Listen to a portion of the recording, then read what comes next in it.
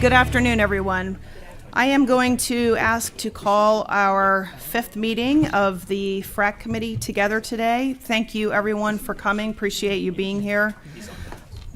We have a couple members that may be joining and maybe some additional audience members. I do want to acknowledge our presenters and audience members today. Thank you for coming, for being here, for spending some of your time with us today. The focus of today's meeting is one of the most urgent and complex issues that we are facing in our community today: housing and homelessness. As we all know, stable and affordable housing is foundational to individual and community well-being, and addressing homelessness requires coordinated, sustained, and compassionate action across all sectors. This conversation is critical today to shaping an informed and strategic approach to investment, policy, and collaboration. We're very grateful to be joined today by some community leaders who will be presenting to us. They are leaders who are at the forefront of our local housing and homelessness response. Each person brings a wealth of information and knowledge and experience to us today, and we thank them for sharing their insights with us. Today we will have Aaron Prosser, Deputy Director of Housing Strategies at the City of Columbus Department of Development, Shannon Isom, President and CEO of the Community Shelter Board, Ian Labitu, President and CEO of the Affordable Housing Trust. Their presentations will help ground our understanding of current conditions, emerging challenges, and opportunities to strengthen investment in housing stability and emergency response. Following each presentation, the committee will have an opportunity to ask questions of and engage with the presenters. I would like to ask the committee members, as we've done in the past meeting, to hold your questions until the conclusion of each presentation. So again, there will be 3 of them today, so we'll ask questions after each of their respective presentations. During the Q&A, I would ask you once again to consider keeping your question concise and specific so that we can focus on getting as many questions answered during our time. We do have Tanny Crane on the line today. I think she's the only one online, so Tanny will be paying attention to you as well if you have questions. I'm pleased to turn things over now to Aaron Prosser, Deputy Director of Housing Strategies at the City of Columbus Department of Development. Aaron, the floor is yours, and thank you for being here. Thank you, Chair. Thank you. Oh, there we go. Thank you, Chair, members of the Funding Review Advisory Committee, for allowing me to join you today to provide a snapshot of housing affordability in Franklin County. I'm Aaron Prosser. I'm the Deputy Director of the city's Department of Development, and I'm focused primarily on implementing Mayor Ginther's housing strategy so that we can address the challenges families are facing to afford stable, safe, and adequate housing. The most common question I get in my travels with community members, advocates, and policymakers is, what do I mean by affordable housing? Affordable housing is very difficult to define and measure because it is deeply personal, making it hard to quantify and challenging to explain. But what we really mean when we talk about housing affordability is housing stability. We know that when families are paying too much of their income to afford the monthly rent, they make compromises and they make it precarious to be able to maintain that housing. Housing stability also impacts our workforce stability, our educational outcomes, and our upward economic mobility. What we really want to solve for is, how do we make families more stable in our community, and how do we build a support system that meets the needs of those families that are housing insecure to stay in their homes, and how do we respond and support those families that do lose their housing? In today's presentation, I'll be sharing a good bit of statistics, and you'll notice that I'll be using numbers from 2023. That is the most recent census data that I have. So it's not going to capture what's happened in our community over the last couple of years, but it is a really good indicator of what's happened since the FRAC last met. I can't see my deck, but do we have to make sure this slide? Oh, okay. Yeah. So first, let's talk about how housing stable families in Franklin County were the last time you all met. One of the strongest indicators of how housing stable families are in a community is how many can afford the area's median rent. In 2010, 3/4 of Franklin County households could afford a median rent, which means the vast majority of families were housing stable. And that reflects the broad feeling about housing affordability that we had in Central Ohio in 2010. There was the ability for most families to find and maintain housing that met their needs. Fast forward to 2023. A significantly greater number of families fall below that stability threshold. Now, a third of the families in Franklin County are unstable, approximately 183,000 families. Again, this aligns with our broad feeling of the loss of affordability in our community and is also evidenced through other housing stability indicators, including the number of households served by our shelter system, which rose 48% between 2010 and 2023, and eviction filings, which were up 24.5% in that same period of time. If rent had simply risen by the rate of inflation, then that would make the rent by 2023 $1,054 a month. Given the household incomes in Franklin County, that would mean that only 20% of the families would have been unable to afford that housing. So we would have fewer unstable households today than we did in 2010, not a significant greater number. So what changed? First, it costs a great deal more to build housing than it did in 2010. In order to illustrate the impact of the cost of construction on the affordability of rents, I'm going to use the Abigail, a development that was built in 2010 downtown, as an example. It was built about the last time the FRAC met, and this exercise, to be clear, is only meant to show the magnitude of the increase in cost of construction and the cost of capital. It does not account for land costs, soft costs, or the operations of the building and what has happened to those costs.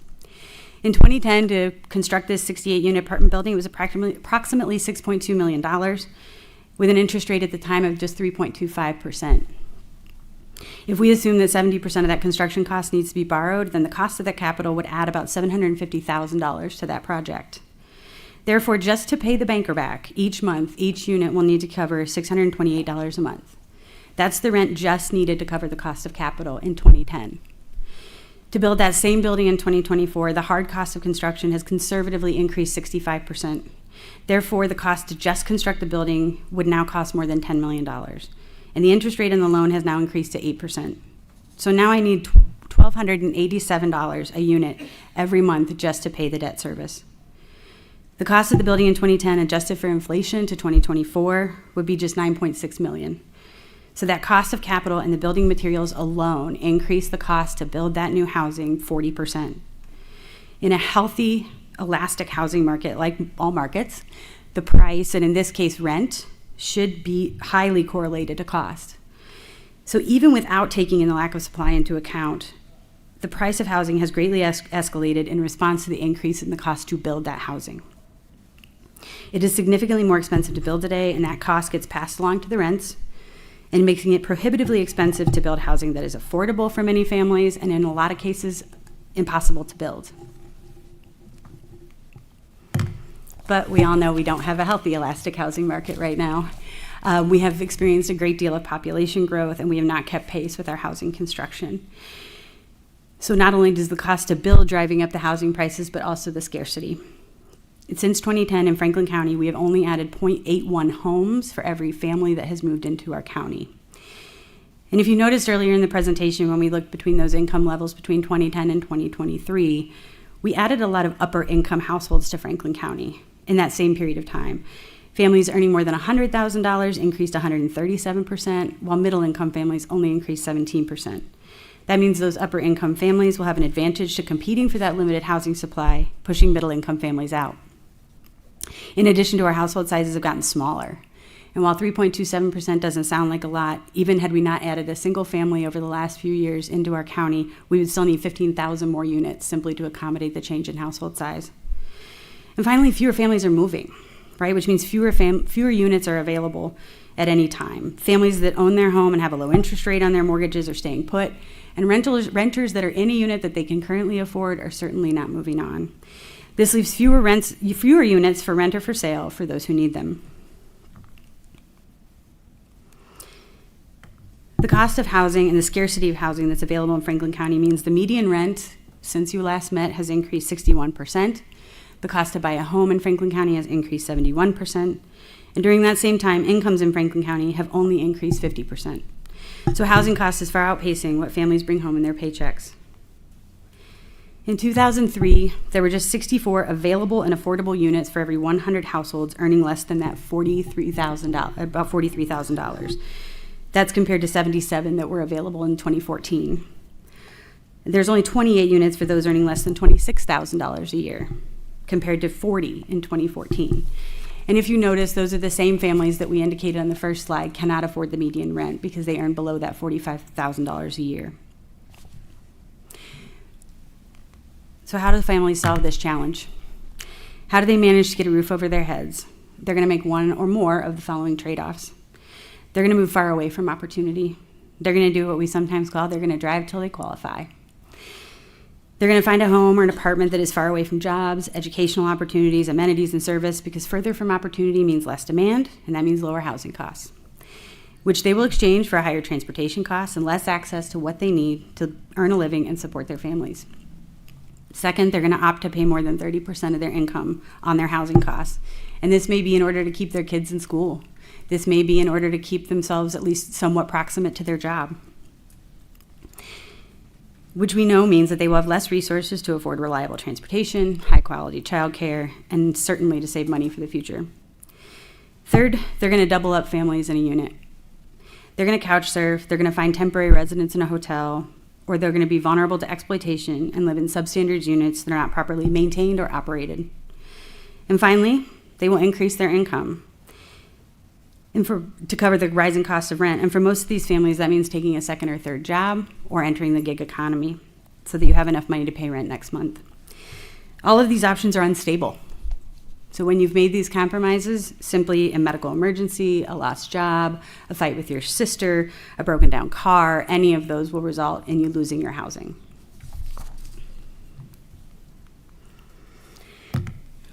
And so how is the city responding to these challenges? And there are two primary components. I'm going to hit on two of them. I think we're doing a lot more to support the housing challenges, but wanted to hit on the two in particular today. And one of them is the City of Columbus voters have twice authorized the sale of affordable housing bonds, and those funds are used as capital grants in affordable housing projects so that debt on projects can be supported by rents that are affordable to those families. To date, we've deployed $141.5 million, resulting in 39 projects and 4,200 units. At our current household size, that impacts about 10,000 of those families I mentioned earlier that are housing unstable. This includes 523 units to serve those families who earn below 30% of our area median income, the most challenging to stabilize in housing. However, these projects are time-consuming and complicated. They rely on complex capital stacks, long timelines for site acquisition, labor shortages, and opposition from some communities. It will take time to fully build out the necessary affordable housing infrastructure to meet the needs of vulnerable families. So in addition to building affordable housing and responding to that cost of construction challenge that we had at the beginning, the city's been supporting vulnerable families who are at risk for losing their housing. It's critical to tackle the challenge of the homelessness upstream and limit the number of families who lose their housing. For the last 5 years, we have relied primarily on COVID-era funding and federal resources, which are running out and not likely to be replenished or renewed, which is why Mayor Ginther recently stood up the Division of Housing Stability. We will have a dedicated team at the City of Columbus to ensure that families stay in housing they have, and should they lose that housing, we can rapidly respond to get them back into housing. But even with that dedicated team, the increase in the number of families that I showed earlier facing housing instability will make it difficult to serve everyone, especially with the limited resources we will have to work with moving forward. So what are the solutions? Housing stability is the ability for families to maintain consistent, secure, and adequate housing over time, and the foundation for individual and community well-being and economic growth. It's hard to save for home ownership when you pay more than 30% of your income towards your rent. It's difficult to take classes to earn a certification for a higher paying job when you're Ubering every evening to make that rent payment next month. It's difficult to serve on a PTA at your child's school when you have an hour commute each day, and it's impossible for kids to do well at school or their parents to be stable employees if they're all staying together in one room in a hotel. There's a cost to not stabilizing housing for families, increased need for emergency shelters, more hospital visits, and unstable workforce, all of which are far more expensive than keeping people housed. By dedicating more resources to rental assistance, eviction prevention, affordable housing development, and supportive services, we can break the instability cycle and create stronger, healthier communities and give families more opportunities and access to economic mobility. Again, thank you for the opportunity to present to the committee, and I'm happy to answer any questions. Thank you for being concise. We really appreciate it. I know there's a lot of information, and thank you for your work on behalf of our residents. Again, we're going to have 3 presentations, so we have a few minutes for questions specifically for Aaron, if anyone would like to ask a question. I have a million, but you know me, so go ahead. Anybody else? Aaron, I do have one question. So you already talked about the increase in construction costs and the complications that just already exist from 2010 to where we presently are. But with our federal government and ICE and their activity, has that added further complications? And if so, what complications have we seen associated with that? Certainly, and I can speak anecdotally and understanding where the development community is and that ability to have the labor they need in order to construct the housing, it's already challenging. There is a lot of big construction projects in town, and I know that a lot of them are repositioning their projects. If we know that the Intel project is going to use significant amount of rubber roofing, they're flipping over to shingles, right? They're trying to find paths in which they can solve for X, right? And how do they address some of those challenges? But those tweaks help a little bit, and they'll help some of the projects stay afloat. But it is certainly one of the components, in addition, that makes it challenging to bring those housing units online.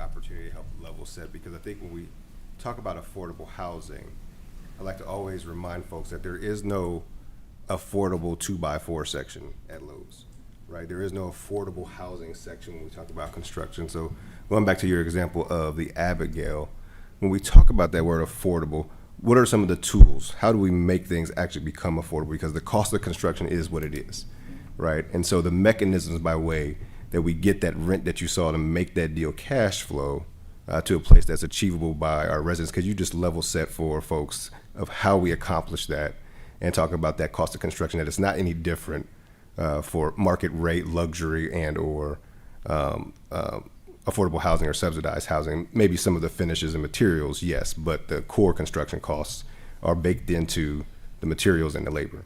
Correct. And the ability to impact overall cost of a construction of $1 million building, a building that costs millions of dollars through some of those finishes is negligible at best, right? The bulk of the cost for new housing construction is the land, it's the lumber that it takes to build it, it's the folks that we need to bring in the labor. Those are ways that cost of construction is difficult to shift, right? It's based on a lot of different economic factors that drive those prices up. What we can do, and what the City of Columbus has been doing alongside our partners at Franklin County, is allowing us to put capital grants into those projects. And so where the debt at the first project may have been at 70%, if we can buy down that debt so that they're only needing to borrow enough that the revenue required to pay that bank back would be at a level that was affordable to families that, quite honestly, the market cannot serve. There is not the ability to build cheaper housing in order to achieve affordability. The only thing we can do is have the public sector participate at the front end, which is what we've done primarily with our affordable housing dollars. We also use our residential tax incentive, which can affect the operating costs, which can also help include that affordability and lower those rents because your operating costs are lower for that first 15 years.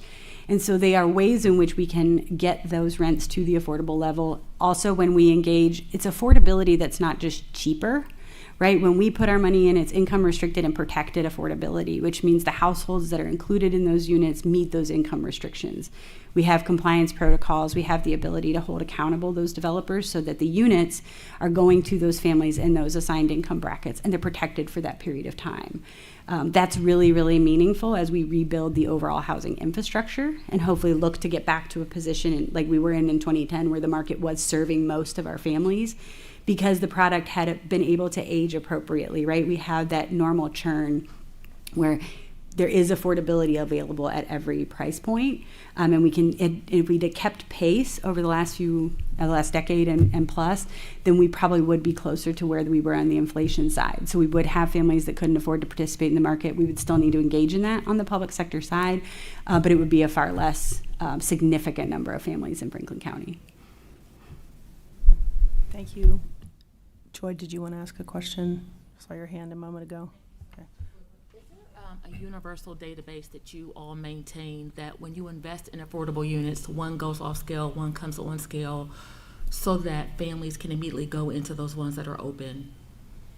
So there is a pretty good structure, and through the Division of Housing Stability, we'll be able to use those housing resource officers, which we've deployed through the COVID era funding right now through individual nonprofits. And so those housing navigators are able to identify when those projects are coming online and work with the folks that are already in there.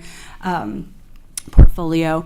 And as we look to the housing Division of Housing Stability, that'll be a big part of how we move forward to make sure we're connecting those families that need it with the affordable housing. As we have talked often about having a database of available affordable housing, but as soon as we build it, it's occupied.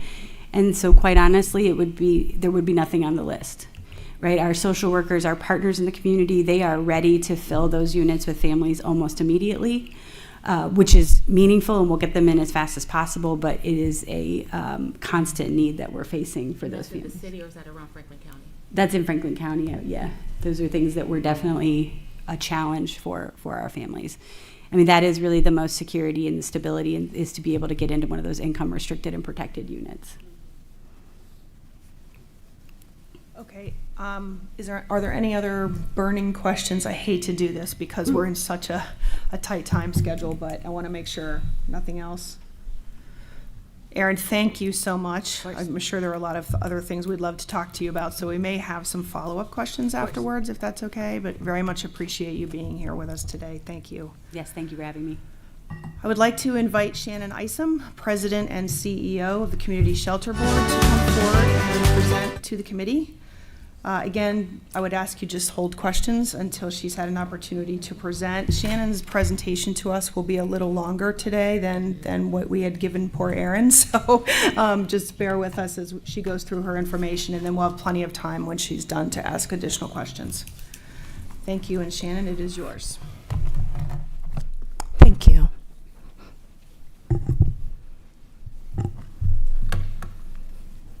Just press when I'm ready. Okay. Well, I appreciate, thank you for giving some time to talk about this very difficult subject. I want to thank committee members, obviously, and our stakeholders, developers that are in the room, as well as our partners more specifically. What we're going to give time to, and I hope what we'll be able to move through the lens with, is that we have a business decision that has to be made that I believe also is an economic decision for this region and this community. We have made some assumptions as well as some market factor assumptions, qualitative and both quantitative data off of a structure that we've been using that is well over 30 years old. And we do not live in the same community. That was 30 years ago.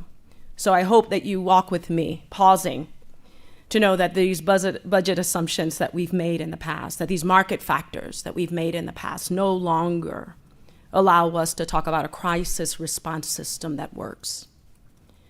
So this will be, as Aaron Prosser set us up for, less about how good our system is at responding to crisis. It's actually excellent at it. But instead, that there is a gap in housing. And once we see that and quantify that, I think that what we then can do is put together some budget assumptions that matches the economic picture that we have as we're growing prospectively, and that we then will have a ready system for not only right now, but for our future. A little bit of the agenda overview. I will, as some who know me, I am going to try my hardest, Sandy, so you're allowed to interrupt me to get through 30 minutes. For some people, 30 minutes is like, oh, that's so long. For me, I'm like, ooh, I could talk longer. So I do have some things on here. Everyone has the agenda, I'm hoping, and the presentation. So if we don't get through, or if there's something that we need to spend a little bit more time on, I'm hoping that you'll be able to take this with you and look over it and think about it. And certainly we're open to always ask questions after. I'll talk a little bit about what CSB does, just to kind of ground the room. There's a lot of ideas of what the Community Shelter Board does, but I like to really talk about it only through the lens of HUD. First is that Community Shelter Board was born out very, very contemporarily, progressively, as a unified funding agency before HUD had the words for that. HUD then came and studied that as a collaborative force, and then had it as a gold star of any community that is a UFA. And that means compliance structure, that means resource allocation, and that also means procurement of dollars, would then get this. There's 15 now in the country. We are not only one of those 15, but we are the first still trend setting there. And so what is a United Funding Agency? What that means, instead of having every single one of our partners apply for HUD dollars or Franklin County apply for HUD dollars, that we have this unified view, this organization that sits in alignment as proxy with our county, representing the county as well as every single solitary community as we speak to HUD. And then what HUD allows us to do very differently than any other community is not only keep the dollars that we don't spend, but actually reallocate them without sending them back to the federal government. That gives us efficiency, that gives us standardization, and it gives us agility. As you will note there, that we are ranked number 1 and number 2, and not only how we procure dollars, meaning the competitive nature in which we procure dollars, but then how we spend them. That gives us, across this country, over 1,400 continuum of cares. That gives us more agility, and we're ranked in that agility as number 1. We're ranked in that competitiveness as number 1. And number 2, here's the crisis response system. So a lot of people, as I've been here for the last 2 years, says, should we send homeless people to you? No, we're the funder. These are the partners that we have, 16 amazing partners that work 365 days a year, all holidays, to take care of the thousands of people that we have moving through our system. As you also can note, many people, because of our name, think we just do shelter. It's definitely the greatest of what's heard, but it is the least of what we do. Housing is actually where we spend most of our money, and you will see the partners there. The Community Shelter Board budget, and it is important that we are transparent with our community on how we walk alongside HUD, use those dollars, right? Because the first point is that we're competitive. And to be competitive, you must continue to stay transparent. And so what you will see from our budgeted funding sources, that our number 1 goal is always to bring those dollars into this community so that we always have new, fresh dollars to utilize, that then catalyze the dollars that we already have in this community. And you see we're doing really well at that. 40%, close to 40% of HUD dollars come within this community. A little bit more when you add what Community Shelter Board gets very directly at that little 4%. You'll also see that both private, city, and county are pretty even, a good healthy funding source. And I think what you'll also see is that we have more opportunity to do with the state of Ohio, which we're really hyper-focused on. Sources of funds. Many people ask us, how do you spend your dollars? What you will see from here is that most of the dollars from all of those sources are restricted. If any of you all are in business, you all know that this is not a good graph. It looks healthy to some people. It's not. That means that 3% is unrestricted. And as you can imagine, that 3% of unrestricted dollars means that we have little agility within our system. Little ways to respond, little ways to be forward thinking, and little ways to take on pilot projects that we know we need, especially as the federal backdrop is continuing to be more dynamic. This is a busy slide. So I'm going to organize us, and I hope you are able to walk along with me. If I lose anyone, if you don't mind, please raise your hand and we can pause, because it's important that this slide is understood. There is an alignment on the left-hand side, what is existing, and the names of what is existing and how those dollars go. This is how we ask for our dollars every year, Community Shelter Board. On the right, what you'll see are the columns of the asks that we ask for each and every entity. Again, very important that we stay transparent. The city of Columbus should know what we're asking Franklin County, which should know what we're asking for private funders. What you will also note is that we have a federal pass-through. I'm going to go 6 lines down, 6 rows down, and you'll see pass-through. All communities have this pass-through. What all communities don't have, though, is a UFA that gets to compete for dollars, that only UFAs get to compete for. So we have these pass-through dollars that come from the city, that come from the county, and that's pretty normal. And so what you will find is that there is a bold revised non-federal funding. That total, that first bolded row is what we ask each and every year, and we've been doing that since about 2016, what's being called flat funding. What we find is that in 2016, that the city started moving slightly to flat fund us, understanding that there was other resources that we were using, the county as well. And what you'll find is that what we ended up doing is kind of falling a little bit behind in making sure that we were resourcing the system for what was happening, which was growing population as well as the stresses of COVID. We'll talk about that a little bit more, but I just want to make sure that we're all on the same page, is that the total requested is $28.6 million. And then if you add our pass-through on the row that says total for existing program, $35.3 or $4 million. And it also will show you what we've gotten funded, which is 27.8, the highest funding that we have had, thanks to the county, who've increased their funding, and consistency of the city of Columbus. The investment of the new model comes from a needs assessment. Focus Strategy, third party, came in here actually when I came to this community, and they did about a 2-year study. And what they found is a couple of things, we'll go over it, but the main thing that they found is that we are under-resourced, and that we need an additional $15.9 million, close to $16 million, in addition to that 35.4, for a total request, you'll see it in that corner, $51.3 million is what we need to right-size the system. Pausing a little bit, moving or changing a little bit more to what HUD is and how they fund us and how they look upon us. This is good news. It's really good news. These are dollars that we definitely have to compete for, but the Community Shelter Board writes for. We write a mega grants for them, competing every single year. And what you will see is that we have a successful team. You won't see these numbers. You won't see an increase of 38% over the last 2 years in the backdrop of our federal government. That shows, number one, how competitive we are. But it also shows that we know how to do compliance.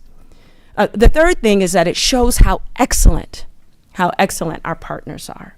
If they weren't excellent, we could not compete and we would not be able to procure. Here's the allocation. So again, many people think we spend most of our money on shelter. We don't. We spend most of our money on housing. We are a housing organization, and HUD expects us to have readiness in housing, not readiness in shelter. We have the readiness of shelter so that we know exactly where our homeless are so that we can get them in housing faster, better, stable. And that's the point of Community Shelter Board.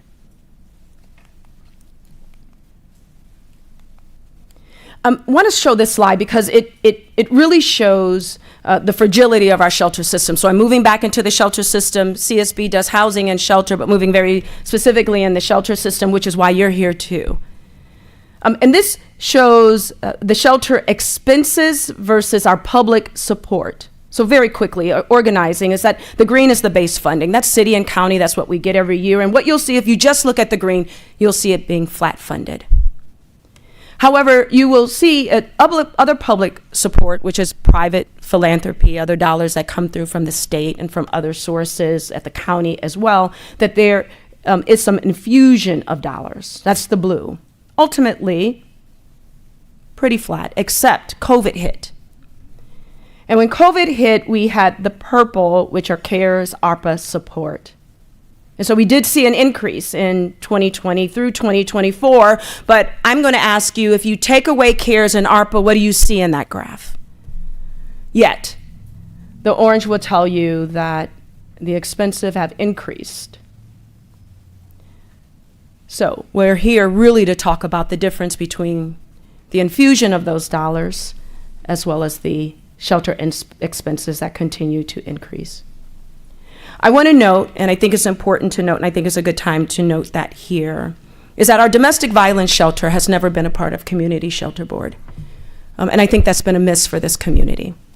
Number one, it doesn't allow us to scale all other beds because those beds are outside of the system. It also means that choices have to really vie for their dollars, resources, alignment, grants on their own when we already have a collective system doing it, creating inefficiencies. But thirdly, women are the most vulnerable group in our shelter. Women with children are even more vulnerable. Domestic violence, intimate partner violence is the number one reason why women lose their homes, and yet they have not been part of the narrative. So I think it's important here that you know that A, they're part of this narrative now, and that B, part of the fragility of our system is that it is important for us to center on our most vulnerable population.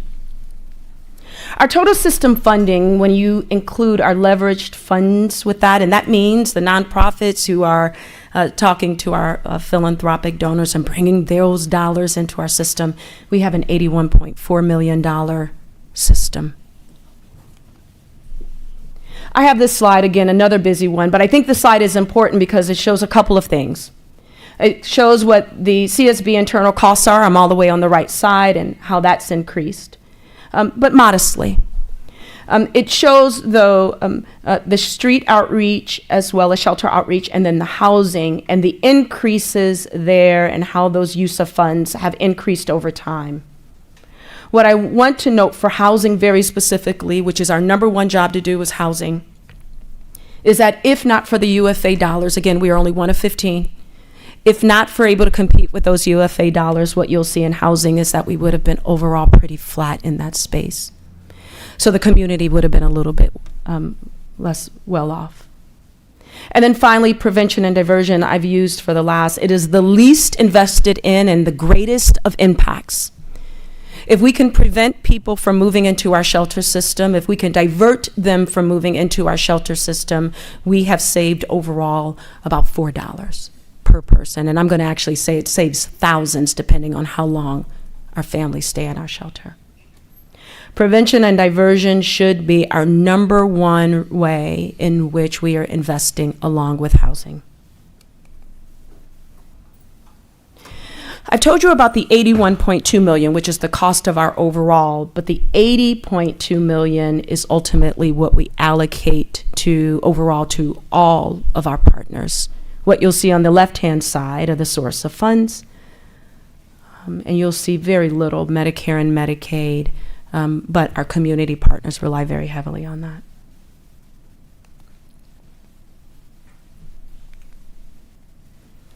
I wanted to throw this in there because this is new since I've been here. It is imperative that the community knows not only do we have a readied crisis system, an excellent system that knows how to procure, knows how to be compliant, and knows how to spend dollars, knows how to organize our partners, knows how to forward think, as well as what's coming. But I think it's also important to note that because we are aligned with Franklin County as an overall regional response, and then therefore the protector of every single HUD dollar while we compete for others, it is imperative that we have engagement with our state house. It is imperative that we have engagement federally. So we have created a public policy agenda that walks alongside many of these partners here, as well as our county, as well as our city, as being part of that stakeholder group. So this is new for us as the Community Shelter Board. Funding needs. Oops. We talk a lot about the gap, the ARPA, the CARES gap. That gap has ultimately been filled and fulfilled, but for one-time funding is still at risk. You all know this, which is probably also why you're here. We have secured one-time emergency funding. We thank the county for giving over and above what they have given in the past. The City of Columbus of continuing to give an amount that has sustained us. The Columbus Foundation has given a gift that we have never seen in this region before at $2 million, and that was with help from our nonprofit partners. So that $12 million in stopgap funding has not only been crucial, but it will be used within this year equally as quickly. So we will be here, if not for this group, thinking about what the funding strategy will be. Focus Strategies came and told us a little bit about ourselves. And so I'm going to move through a couple of these slides just to give, again, another level of understanding of we can feel good about investing in this system. The current state, our community is built on this. We have strengths within this community. The current state of our homelessness response is that we are still looked upon as a national leader. That as we move through HUD, as we move through the federal space, people know who the Community Shelter Board is. That brand, that reputation still exists, and I've called on it. I can tell you that it is solid. This funding structure is advantageous. Focus Strategies came in and said that we have the most advantageous structure that not only they've ever seen, but that we're good at it. You see that as our ranking, that they noted to us. We didn't even know we were ranked at number 1, number 2. You know, I would have been saying that the minute that I got the job, but it took me a year to know this. So I try to say it as often as I can. They told us that we were ranked this high. Good news. Another note, I appreciate them noting this, is that across this country, there are very few systems that respond to our children. That you will not see a child on the land in this community. They noted that. We have a family response system that is so excellent that we don't even note that you don't see children on the land. Other communities, you will see them. And that needs to be invested in as well. I actually want to put a marker in the ground to say that if we have already done this already, a system that responds quickly to families, then what we also should say is that there should be no family homelessness in this community. We have the system that can do it. It's just about the economic will to do it. We know this. I don't have to go over it too much since Aaron already laid the groundwork, but a couple of things that Aaron noted. The entire country is going through affordable housing crisis. We know that. But Columbus, Franklin County is going through something a little bit special. We are not softening like the rest of the nation. The rest of the nation is actually softening within these factors. We are not. As you note, the last of the first is that our rents are still increasing more than the national average. You'll see increasing at about 30% more than the national average. You'll also see that our vacancy rates are continuing to fall dramatically, almost at 20% that of the national average. When you have high rents and low vacancies, you have a homelessness problem. Concerns of our current strategies. They gave us some feedback on things that we need to look at. We have bias in our response system. We have a bias against Black folks in our response system. That was pretty obvious to me when I started looking at the data. 3 months in, 4 months in, I could see that pretty quickly, and then they told us this within 3 months into their state too, that it was pretty obvious, and that it's probably one of the top worst ones they've seen across the country. It's especially important to note that. We can change that. The system is not also scaled for adults without children. So I'm sure you all have been in positions where you've heard about that single men, more particularly, are really struggling here within our community. I agree with that. We don't have a good response system for that. Community Shelter Board doesn't have a good response strategy for that. We can get there. But as I'm walking through this, we don't. The system relies on one time. One time, along with the restrictions that we have on our dollars, means that we cannot think differently. We don't have time to think differently. I just solidified our budget, and I'm already scheduling for August to ask for more money again. So there's only about a 6-week break, if you will, on us procuring all our dollars for asking for the next year. And that one-time expiration funding is putting us at lack of not being able to use some of the strengths that we have within this community. And our metrics are declining, and we believe that declining performance that you're seeing in our nonprofits is because you believe it's because of the nonprofits. No, it's because we have not right-sized our system, both economically as well as resourcefully, to respond to a growing boon here within our community.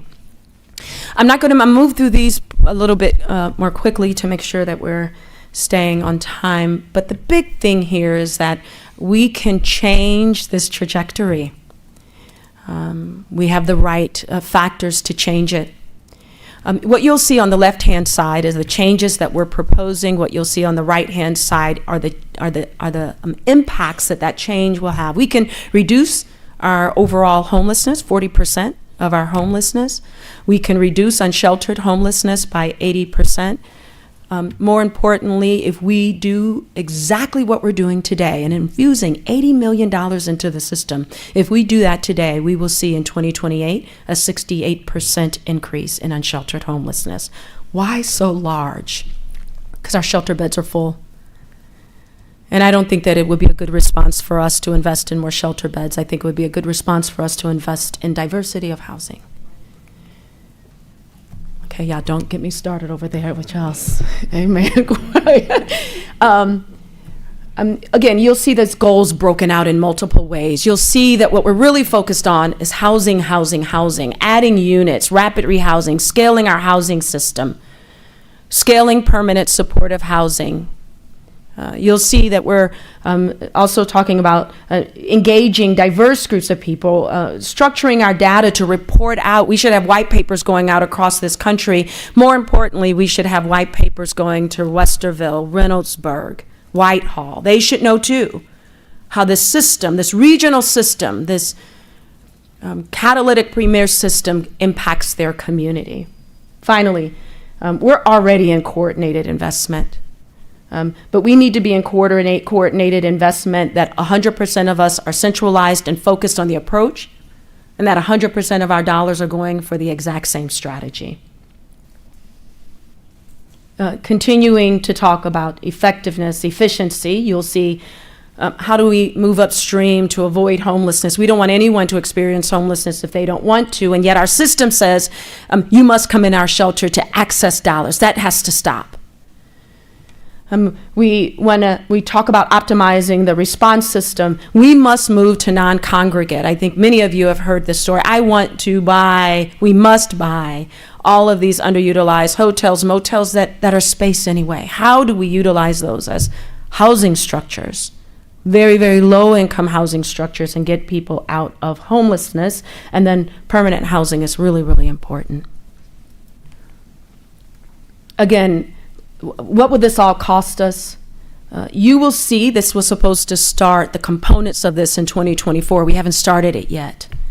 We are now on the 2026 date, which you'll see that investment, that total investment, is incrementally increasing. And so we should be at the $17.9 million investment to move these strategies along. We are still, though, at the 15.1 of 2024 because we haven't begun. Well, Shannon, it looks like, though, it's not helping, because if I look at the 2028 numbers, 20.3 million when we started off at 15.1, but what I want you to look at is the row. What you will find is that by 2028, in comparison to emergency shelters, which I'm asking for today, an exorbitant amount of what I'm asking for you to put into my emergency shelters, I will flip that and put that into housing, stabilizing this community. You will note that in 2024, we're actually putting now more than $9.5 million into our shelter. And in 2028, the goal is $678,000. That's the ask. We must have more dollars for housing. This shows it in multiple different ways, but the green is the new number. The green is the new number. What I love about this slide is that this moving upstream is what should be our community goal. Scaling housing should be the developer's goal. Optimizing the homeless system is ours. I note this because we are not first, we are part. The first investment should be that every single community member that lives within our community should be expected to move upstream. And if we don't have a system for that, there's no way to optimize your homeless shelter system. A little bit more. The blue is what's existing. These are the dollars that you already put into our system. The green is the new model. This is the dollars that we're asking year over year. And then the internal costs at the bottom there is what CSB is to run the system.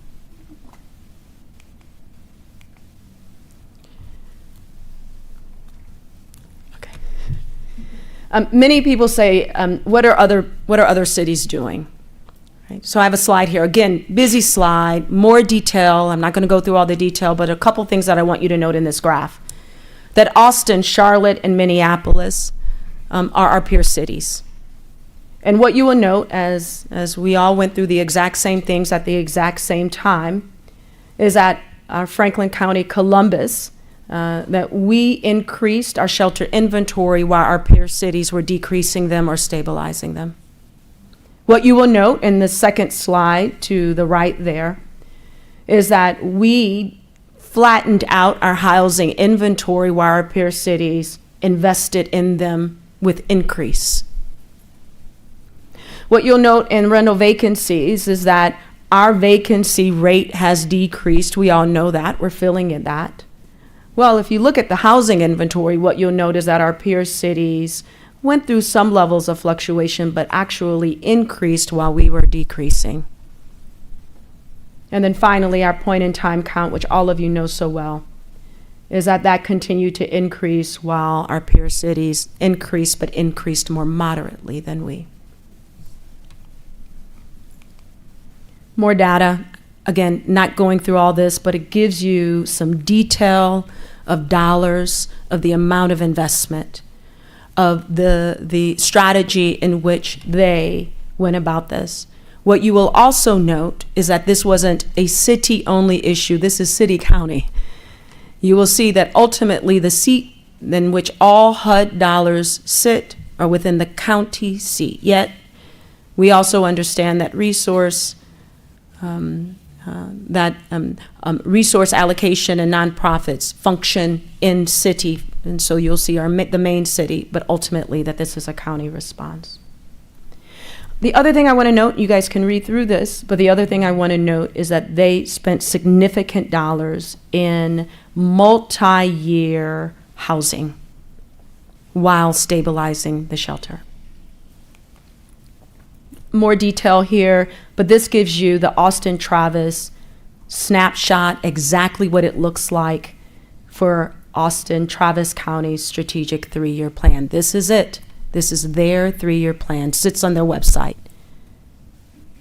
What you'll note is a $515 million investment, adding both public and private together to house, number 2, and then ensure program access to house homelessness to ensure more housing. So, again, I'm gonna move through this pretty quickly. We've heard this all before, but there are a couple things that I want to note. In order for us to optimize our system, we must strategically align federal, state, local, and philanthropic sources. We must consolidate to ensure that we're all on the same page and reduce administrative burden. That means every single solitary one of us shouldn't be writing for the exact same grant. We want to reduce housing. These are our key outcomes. Yield better outcomes, as well as create an effective system. Here are some of the things that we're already doing. You've heard about the direct cash transfer. Why is this important? Because it believes that people know how to solve their problems. So no strings attached. It's an equity tool. It's trust-based. It's flexible. We started this in 2023, 2024 as a pilot with YWCA. 20 families were served between this time. 1.5K was provided to families. 2 families came back in over a year and a half. We know this works. Here's full program implementation. We have 80 families now that we're serving between the YW and the YM. We're providing 1.5K to families. Our goal is that 80% of our families remain out of shelter for 6 months. And as it stands today, so far we have a little bit more than this. But right now we have 20 with RISE together. Ohio State is going to be studying it for us. We have 20 random families that will be receiving an additional $500 for guaranteed income per month. We're checking in with them at 6 months and at 12 months. This gives them more dollars, and what we believe is that it will end poverty and stabilize housing, which is a good investment versus moving investment into shelter beds.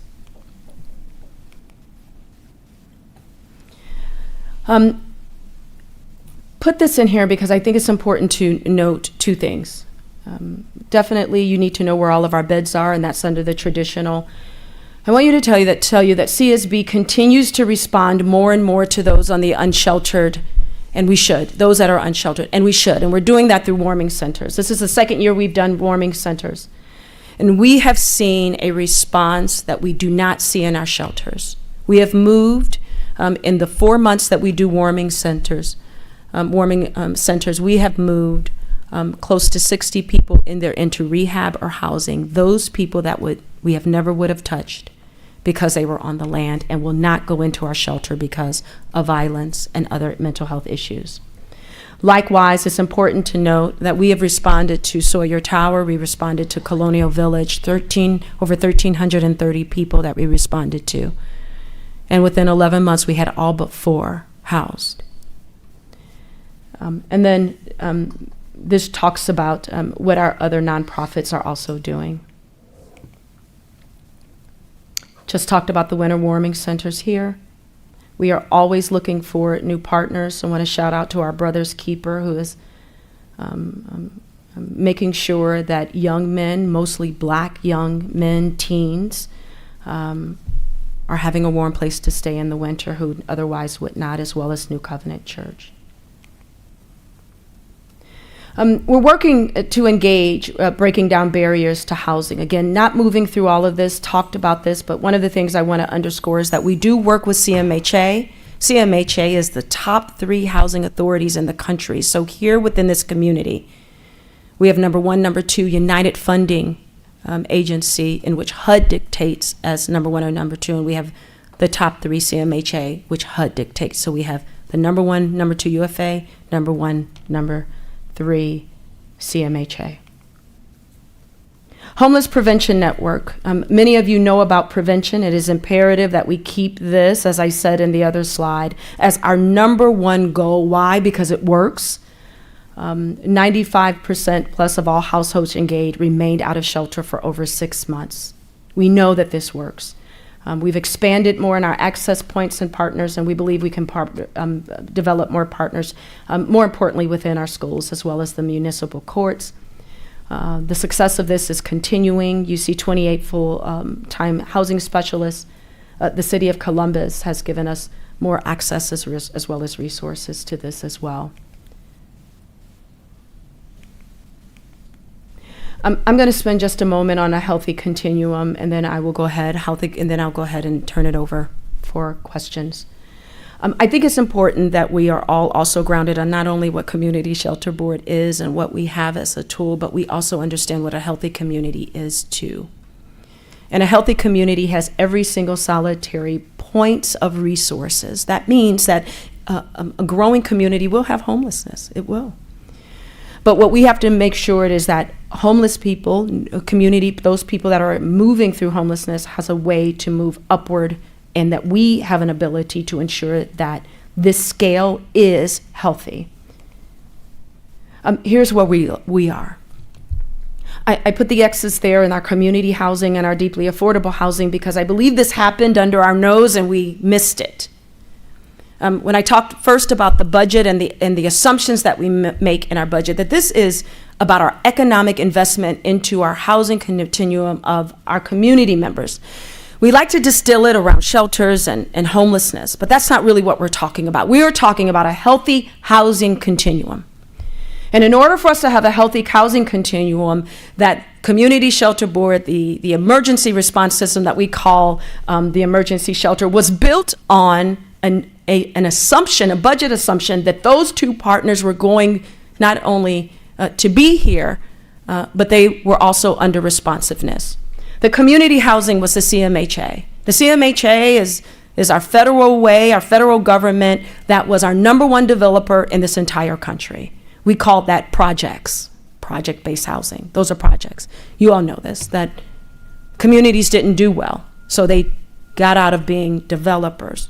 They give service dollars, they give vouchers so that people can house, but they're no longer a developer. This community is losing, as many communities are, not only did we lose the developer, the number one developer of community housing, but we're now losing the structures. You all know this, Sawyer Tower, Colonial Village, those structures are not only gone for right now, but that means that in 10 months, close to 1,400 units just gone. And where do those people go?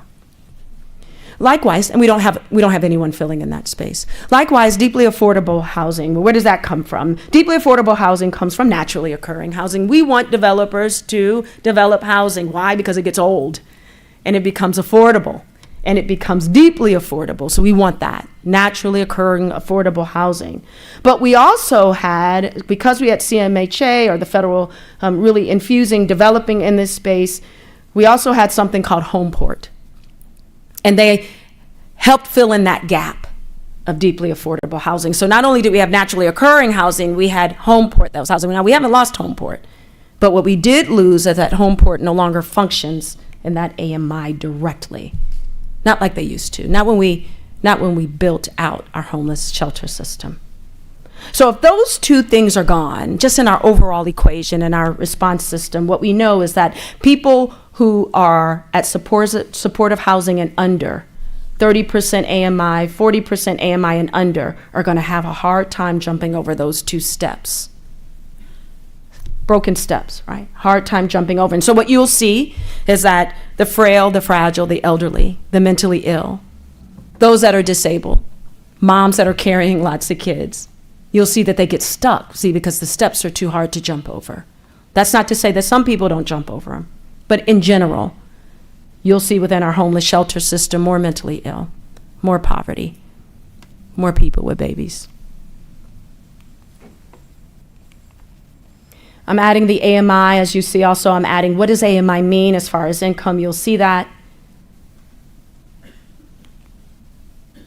What you'll also see is the renters to owners of households. So what you'll note is that about 57% overall of our rental households then that move into the affordable housing, can afford the affordable housing, needs to make about $36,000.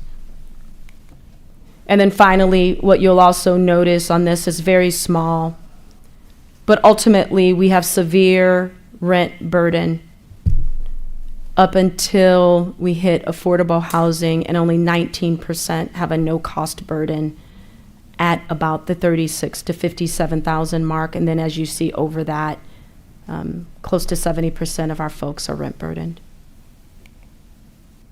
I added the strategy, so just so you'll know, if you've seen any of those things, what you'll note here is we have strategies that align with each of those things. You'll note, though, that as you move into the free market rate, there's not many tools that we're using. Last slide. I want to leave with this, is that, or pause with this. We have a structure called the United Funding Agency that allows us to bring more HUD dollars in than any other city, county across this country. We're good at it. We have an opportunity to speak less about our shelter beds and more about housing because we know how to do it. And we know how to ready our system around housing. The more that we invest collectively, unifiedly on that, the more that we'll be able to reduce homelessness. Thank you, and I'll take questions. So thank you very much for that, for all the information. I know there's a lot more behind that. My one ask as we go into having a conversation about this is that we just take a pause to recognize the dignity of the people we're speaking of. This is very, very important for us. These are our neighbors. These are our friends. These are people who are employed, who are raising families. If you've ever spent any time in a shelter, you know that most of the people we're speaking of have jobs. And so I just want to make sure as we speak about this topic and ask lots of questions focused on dollars and cents that we're remembering who we're speaking of, and frankly could be any one of us. So thank you, and I will turn it over for questions. Shannon, first, you're doing the Lord's work with none of his power. And so just thank you for what you're doing. Thank you for what you're doing. I had a briefing today from our housing folks that talked about the transition of what a community looks like post emergency rental assistance.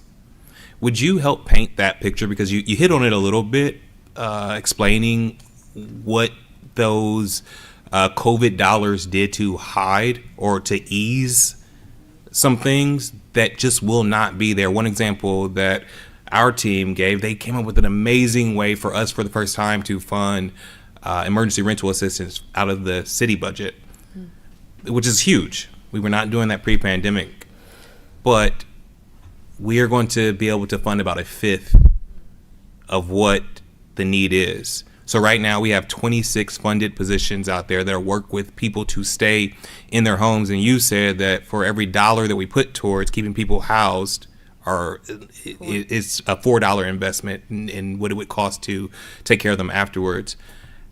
We will only be able to have 6 people funded from 26 right now in our community, keeping people housed, to 6 going into next year. Mm-hmm. What does the community look like when you take away the $120 million that we expended over the last 4 years to keep people in their houses and keep them from actually facing eviction? Yeah, thank you for the question, President Hardin.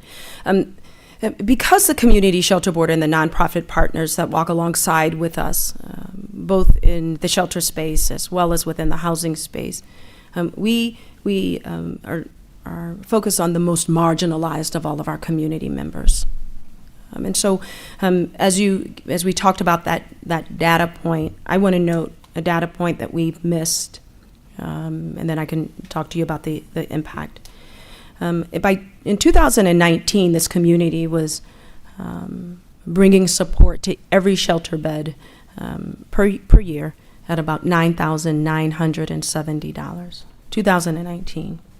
COVID dollars, ARPA dollars, CARES dollars was pushed within our community after that time. And so we didn't really look at the numbers because we had plenty. As those dollars are being peeled back, what we are finding is that our length of stay within that time has almost tripled. We're at 111 days as average. That means there are people staying then within our shelter for a year. Our children staying within our shelter for a year.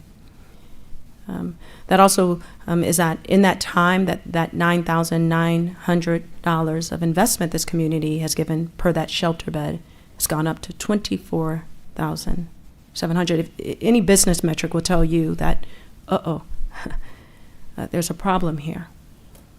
And so those dollars, as we've infused them within our community because we needed them, but because it paused us from really looking at our data and looking at what we were potentially covering versus activating, the cost of beds have gone up tremendously. And then thirdly, which I think we all know, we have more working class people within our shelter than we have ever seen before.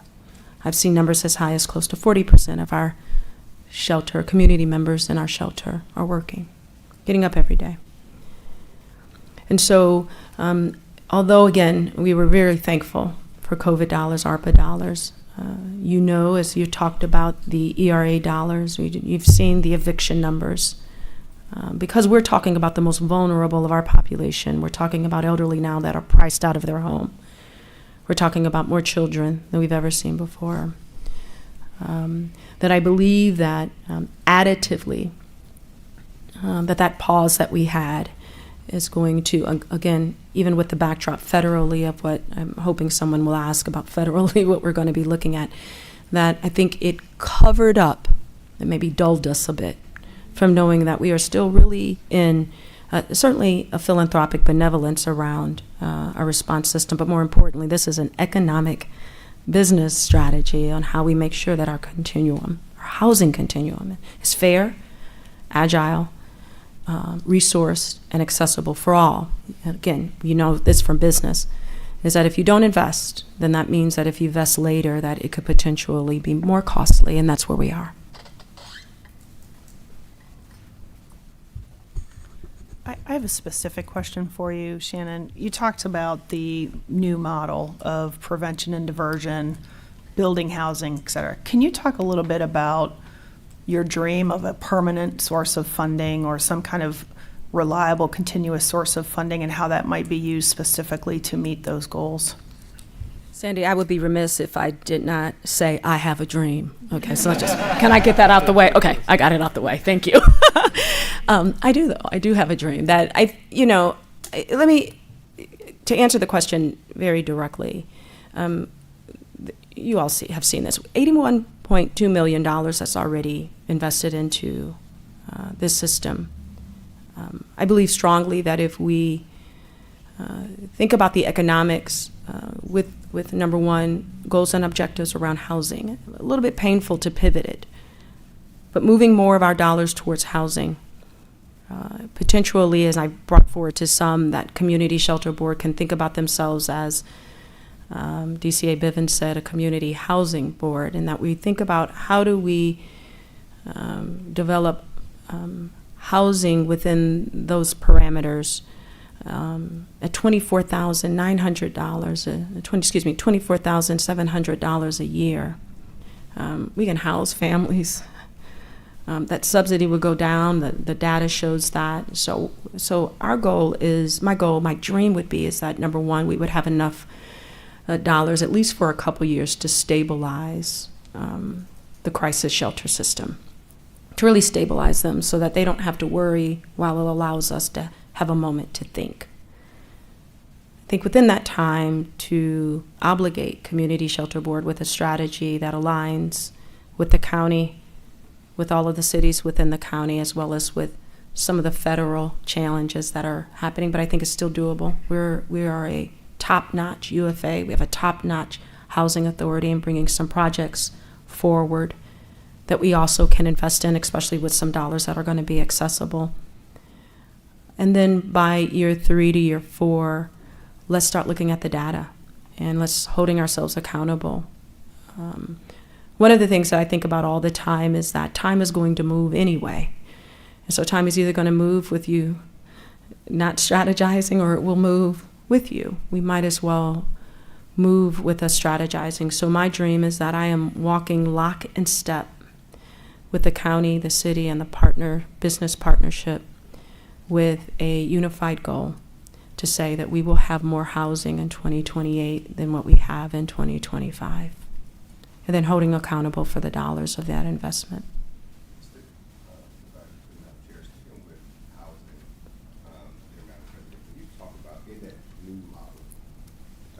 That housing line item goes up, which makes sense. Yes. What makes up that? Is that construction of new housing? Is that subsidizing current housing?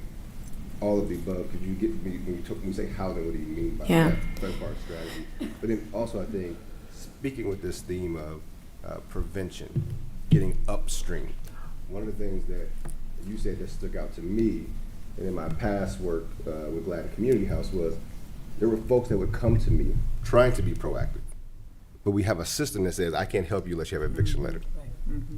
I can't help you pay your utilities until you have a shut-off notice, right? So speaking with the housing theme, could you speak to that, but then also talk about that prevention piece, getting upstream? How much do we save on that? I know when I was working there, the numbers that we used as that $9,970 to rehouse someone, but it cost us as a community only $2,700 to keep someone in their home.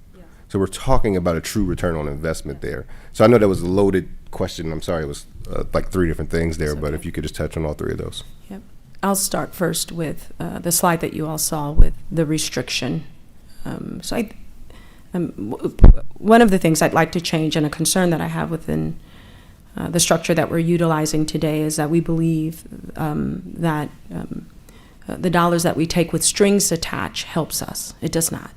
The more restrictions that we have, the more that we have to then abide by the restrictions of that funding stream.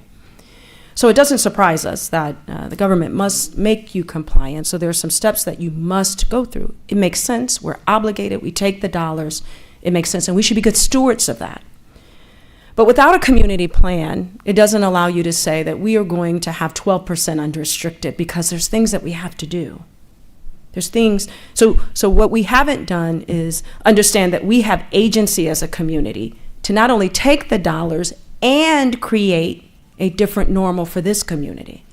It's important that the government allows us to understand those dollars, access them, but it is also equally important, I would say even more so important for a community our size with the acumen that we have, is that we should not oblige people only to have to go through that. And then coming up with ways to not do that is coming up with more unrestricted dollars.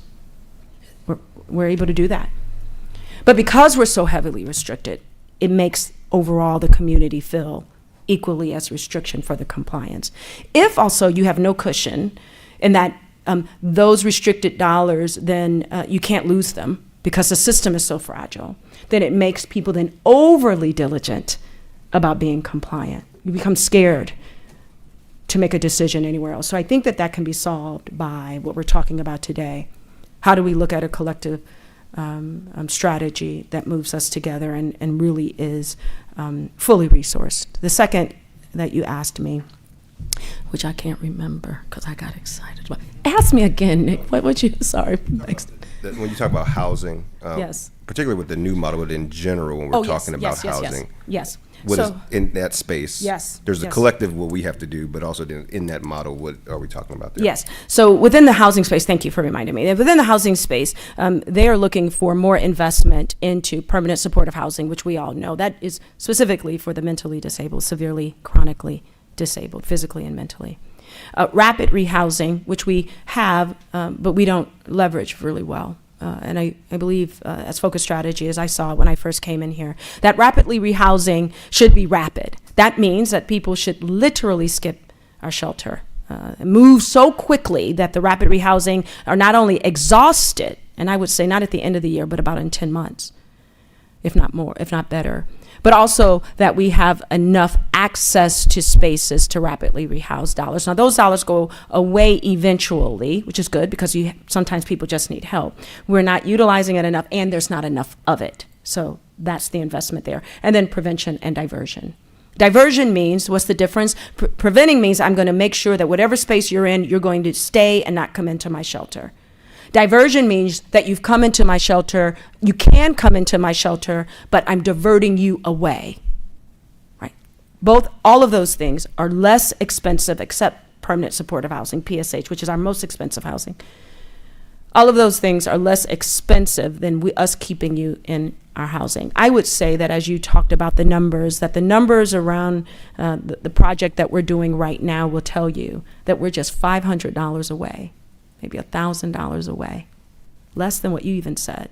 If we can put $500 or $1,000 in people's hands and they never come into our shelter, that's the low cost that we're seeing today. As we get better at this, I think it would be lower. Thank you. I thought Tanya had a question. I did. Shannon, can you hear me? I can. Oh, great. First of all, that was an unbelievable presentation. And for the short amount of time that you had, so appreciative of you trying to provide us an education. So thank you very, very much. And as Council President Hardin said, your entire team and all the nonprofits that work under Community Shelter Board are just doing incredible work. So I do also have a million questions, but I guess my one question or a couple of questions is I love hearing about innovative approaches. So that I think it was called the DCF, the Direct Cash to Families. Yes. I love that innovative approach and wondered if you're seeing more innovation and in the area of housing inventory, when we look at Vistage or Brad DeHaze, small homes, do you believe our community is incentivizing developers, builders, and others to come to the table with innovative approaches which lowers the cost of housing for our community? Yeah, thank you for the compliments. We appreciate that and take that. So thank you for that. To answer first, direct cash funds, direct cash transfers are not new, but would be innovative here. Why are they innovative?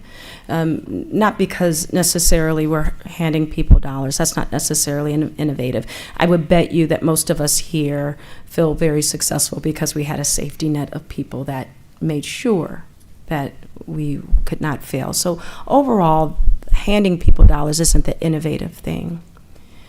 What is innovative, and which I would like to lean into, is that mindset that we give regard to people and their dignity, and that they don't have to come and tell us where they're spending $50, $100, and that feels more innovative than anything that we could do. When we get there as a community, I think there are going to be many tools that we can use to care for our community members and keep them stabilized. So that's one of many innovative tools, but the real innovation is that we believe that people know how to govern themselves, and we don't have to punish them if they make decisions differently. And then secondly, I am always excited about any developer within the space.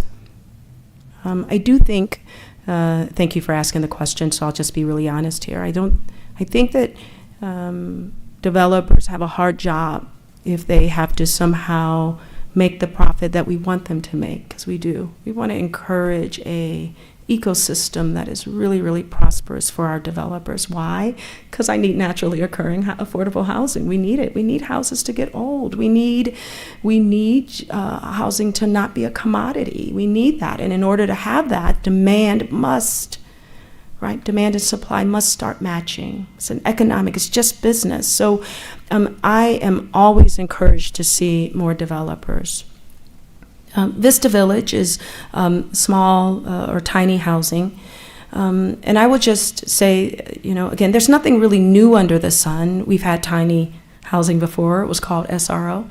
I agree with it. I think we should have diversity of housing. I think that we should have very low-income housing. I don't think that we should be taken aback by the poor. I don't think that we should be taken aback by mental illness. What I do think we should be taken aback by is that we don't have enough housing for people, and that it makes who they are so outwardly front-facing that now we start focusing on that versus focusing on the economic structures of a healthy community. So I stand next to a Brad DeHaze or a Vista Village or anyone else who wants to come in. I believe there are some economic measures that we must discuss, though. There is no developer of 0 to 30% housing. And if we continue to strap developers with somehow doing set-asides, which I think is important, but it's not going to solve this problem, that needs to be said very directly here. We need a 0 to 30% housing developer. The federal government used to do that. They don't do that anymore. We have no replacement for that. I think that we're positioned to be in that space. Some people disagree, but I do think that we need something, a developer to be in that space. I think when we patch in that hole, developers will be freer to do what they do really well, develop housing. I know. I cannot thank you enough. Thank you, No, Sandy. Really helpful, so thank you. Again, as I said to Aaron, there's a good possibility we may have some follow-up questions for you, so I'm just going to advance that right now, that's likely to happen. Thank you very much. We are going to give Ian half of the time that we gave Shannon, but a little more than we gave Aaron to join us now. So I'd like to invite Ian Labatou, President and CEO of the Affordable Housing Trust, and Brian McClellan, Controller at the Affordable Housing Trust. And again, committee members will have a few minutes to ask questions towards the end of their presentation. Thank you very much for being here, and Ian, I'll turn it to you. Sandy, thank you very much. Good afternoon to the Funding Review Advisory Committee for this opportunity and for your commitment to bold thinking and financial stewardship and innovation in the public service. My name is Ian Labatou. I am the CEO and President of the Affordable Housing Trust for Columbus and Franklin County, or AHT as we are affectionately known. And I'm joined today by Brian McClellan, our controller. Brian plays a very, very critical role in our organization. He oversees our financial and accounting operations and ensures compliance across our diverse funding sources. His expertise enables us to deploy capital efficiently and responsibly while maintaining the financial discipline that our public and private partners expect. I'm grateful to have Brian's deep institutional knowledge next to me and his financial expertise supporting our presentation today. I want to recognize some of the AHT staff is here. They do very, very heavy lifting on a day in, day out basis, and their daily work makes our impact possible, so I want to thank them. I want to thank any of our board members who are here in attendance today. I want to thank them for their ability to govern and also to support our vision. I want to thank the housing advocates and supporters here in attendance for their continued and tireless efforts. And I really want to thank Erin Prosser and also Shannon Isom for their leadership in this space. I want to provide a quick anecdotal note as I saw my wife and son just walk in. They came to see me present. My son in particular, asked me questions about what it is that I do. During the pandemic, when I worked from home, I saw him sitting at the dinner table with headphones on and an iPad in front of him. And my wife asked him, what are you doing? And his response was, I'm doing Dad's work. I'm on a Zoom call. I'm doing the chats, and then I'm doing the business. And it was the most succinct and probably the most accurate description of my work that I had ever heard. I provide that anecdote, for some levity, but I also talk about family because that's what centers our work. Family, individuals, community. That is why we're in this business. That is why we provide housing affordability. So to Miles, this was the chats, and we're going to move on to the business. Today, I want to share 3 key points about the work of AHT. Who we are and what our legacy tells us, how we've evolved to meet increased pressure and unprecedented demand on the housing ecosystem, and our vision for the future, including how existing and future public investment can help deliver meaningful, scalable solutions to our region's affordability crisis. The Affordable Housing Trust was established in 2001 through a visionary public-private partnership between the mayor and council of the city of Columbus, the Franklin County commissioners, and leaders within the banking community.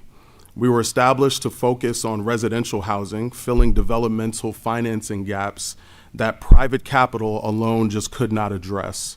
And almost 25 years later, that role is needed even more.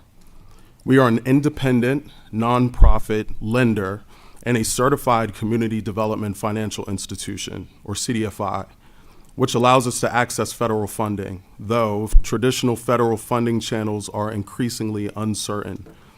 Our core belief is simple but powerful. Housing is infrastructure. It is the hub for community stability, and it is the means for individual and family economic mobility.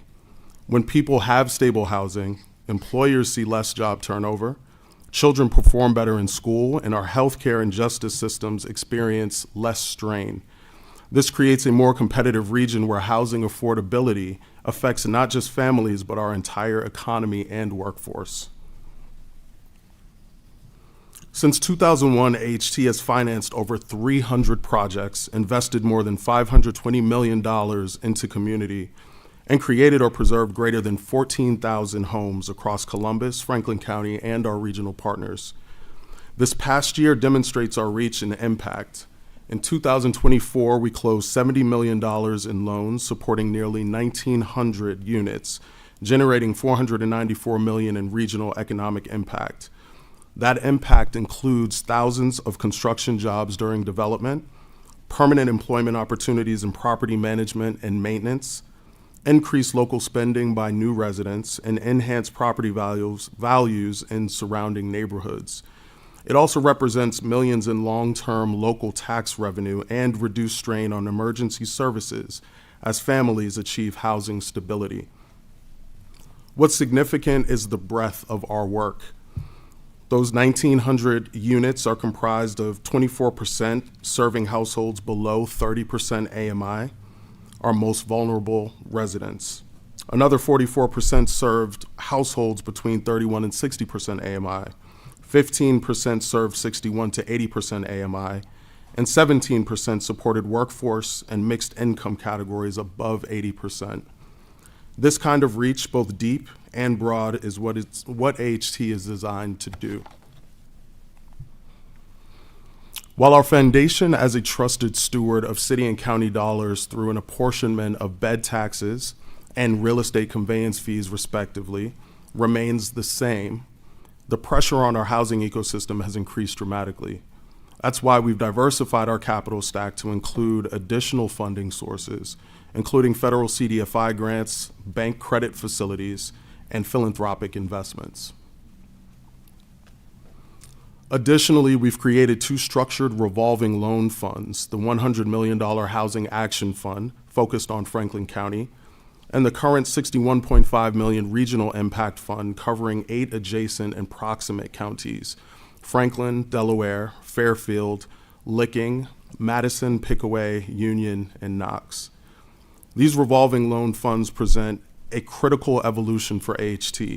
While we've always recycled city and county dollars using our annual apportionment to invest in projects and upon repayment, invest in new projects, our revolving loan funds give us the platform to attract new investors and increase scale, maximizing the impact of our work through recycled and leveraged investment with the added ability of regional flexibility.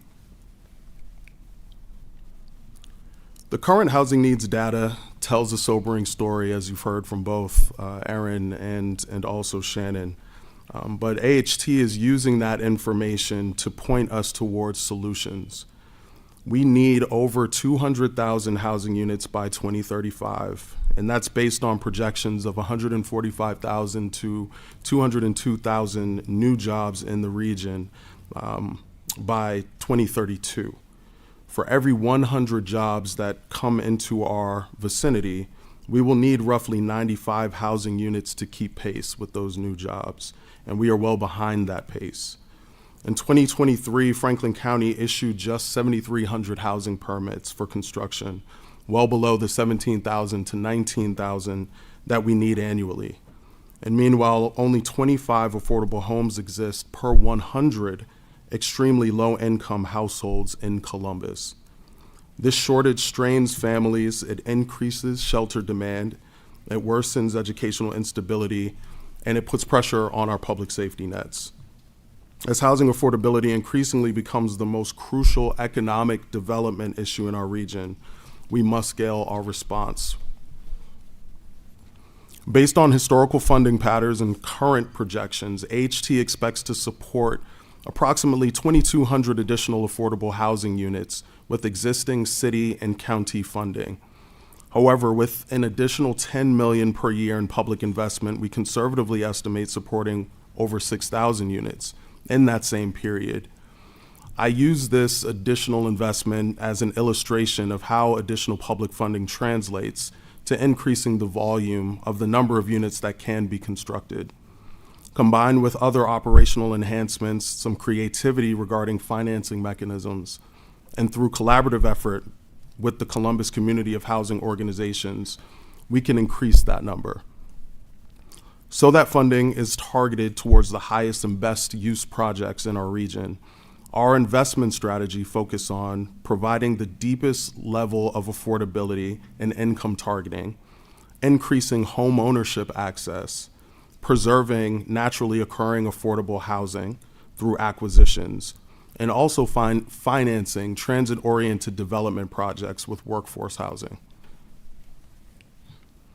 We're taking a systemic approach to implement these strategies by mapping housing gaps by geography and income, aligning our capital with job and growth zones throughout the city and the county, and building a housing affordability intelligence system through enhanced underwriting and impact reporting. Our goal is clear. We want to integrate AHT's housing financing into the city, the county, and regional economic development planning for maximized impact. We understand that we can't just ask for more resources while not simultaneously doing more with what we already have, because every dollar absolutely must work harder. To that end, we're focused on streamlining our underwriting and disbursement processes for faster project delivery. We're developing blended capital models that align with different investment partners, banks and financial institutions, corporate foundations, hospitals, and philanthropic investors. And we're exploring partnerships to provide fund management services, creating cost savings for other nonprofit partners, and also providing new revenue opportunity for AHT that supports our mission. This represents our evolution from a traditional conduit role to something much more strategic. Traditionally, AHT has served as a conduit, a trusted bridge between city and county funds and recipient projects, and we hope to always maintain that role. But today's challenges require us to be a source, a proactive convener of capital, of data, and also of organizations that activate momentum by leveraging our funds, seeding initiatives, and leading collaborative efforts. The shift from solely being a conduit to becoming a source of funding is what the moment requires, and it's central to making all of our dollars work harder and achieving greater organizational sustainability. So what is our vision for efficiency and sustainability? Our strategy is centered on 4 approaches. First, we're developing an impact matrix. Essentially, we're enhancing our existing underwriting, fund management, and reporting processes to weave both financial and social return metrics into every investment decision we make. AHT has already done a really good job over the years reviewing projects holistically and looking beyond the financial metrics for impact, but we aim to be and do even better. This isn't just about checking boxes, it's about providing greater accountability and understanding the full value proposition of each of the projects we finance. We will work with our developer partners to ensure they truly meet the needs of the communities they build in, ultimately increasing opportunities for economic mobility for the renters and homeowners in our finance projects. Second, we're in the early stages of researching a bond fund strategy that would leverage our balance sheet to access pension capital that can support projects throughout their full development cycle, using our organizational strength and track record to secure financing that doesn't require ongoing fundraising. The third piece is shared fund management, where we endeavor to provide our nonprofit partners with lower cost fund management options and the kind of specialized expertise that many mission-focused organizations simply can't afford to build or bring in-house. This creates efficiencies across the housing and nonprofit sector while generating sustainable revenue for AHT. Finally, we're focused on developing thematic sub-funds, focused pools of capital around priorities like TOD, naturally occurring affordable housing, preservation, and very importantly, home ownership. These allow us to align capital directly with public policy priorities, so when the city invests in transit, or when the county focuses on neighborhood preservation activities, our housing dollars are working in concert with those investments. These strategies are essential because the external environment remains challenging, as you've heard. Interest rates continue to be high, construction costs continue to increase and be volatile, and federal funding increasingly is competitive as well as uncertain. Self-sustainability for us matters because we can't rely on any one funder or any one program. We must build durable systems that can adapt and survive through any cycle. Building on this foundation of efficiency, sustainability, and proven impact, AHT is uniquely positioned to receive and deploy public investment, including bond proceeds from the proposed bond package going before voters in November. Additional public investment would allow us to finance significantly more projects in alignment with our investment strategy and support our 4 strategic approaches. Our track record, established systems make us an ideal vehicle for maximizing impact while ensuring continued effectiveness through our ability to recycle that funding as projects mature and generate returns. Through our thematic sub-funds and proven systems, these dollars can move quickly, be measured transparently, and align with long-term regional goals, creating lasting impact that extends well beyond the initial funding cycle. As we implement our strategies and develop our plan to scale, we are benchmarking against other housing trust funds and researching peer CDFIs nationwide. We're learning what's been working for them, how it can apply to our city specifically, and exploring where we might even expand our scope, whether that might be in tax credit administration, commercial real estate lending, or even limited development roles. But we're doing this and making all of our decisions through careful research, collecting data, and also with humility, because our role is not to create unnecessary competition for already limited funding. We're here to complement and collaborate with our housing partners in the region. Before I wrap up, I just want to say thank you again to all of the folks here in attendance who dedicate themselves to housing affordability. And I want to again specifically acknowledge Shannon's leadership at the Community Shelter Board. Her presentation today highlighted both the urgency and long-term needs for that her organization addresses, and both are very profound. Her clarity about being a housing-first organization while simultaneously fighting for the emergency shelter capacity that our city needs demonstrates the depth and also the complexity of our housing crisis. I just want to say that AHT supports CSB along with our other housing partners, and we deeply appreciate Shannon's leadership, and we stand ready to partner with her in solutions that honor both dignity and also urgency. In closing, at AHT, our work extends beyond producing affordable housing. We are committed to creating housing affordability. It's a nuanced distinction, but it reflects a deeper systems level commitment to equity, to opportunity, and broader inclusion. It brings everyone to the table, and we absolutely need everyone there. The data is clear that our region needs bold action to address housing affordability. The solutions exist, the partnerships are here in place, and the work, while extremely challenging, is profoundly hopeful. Housing affordability is solvable when we invest together, we plan strategically, and we commit for the long haul. This is not an issue that is going to be solved overnight, but will take long-term commitment from all of these partners. The question isn't whether we can solve this crisis, it's whether we have the collective will to invest at the scale this moment demands. And I believe that this community does and that it will. We stand ready to be a willing and proactive partner in this critical work. With almost 25 years of experience, our proven execution, and our evolving capabilities, we can turn public investment into lasting community impact, facilitating the production and preservation of housing, yes, but ultimately providing more stability, more opportunities for economic mobility, and a more competitive region for all of our neighbors. I want to thank the committee again for the time today, and I, along with Brian, welcome any questions and look forward to continuing this collaborative effort. Thank you very much. Any questions? I have one, but yeah, go ahead. Go ahead. Wonderful presentation. Just really quick, I just want to make sure your current funding model in your strategy, how many of those dollars currently right now are being deployed for developers for new and affordable housing? How the percentage of the dollars?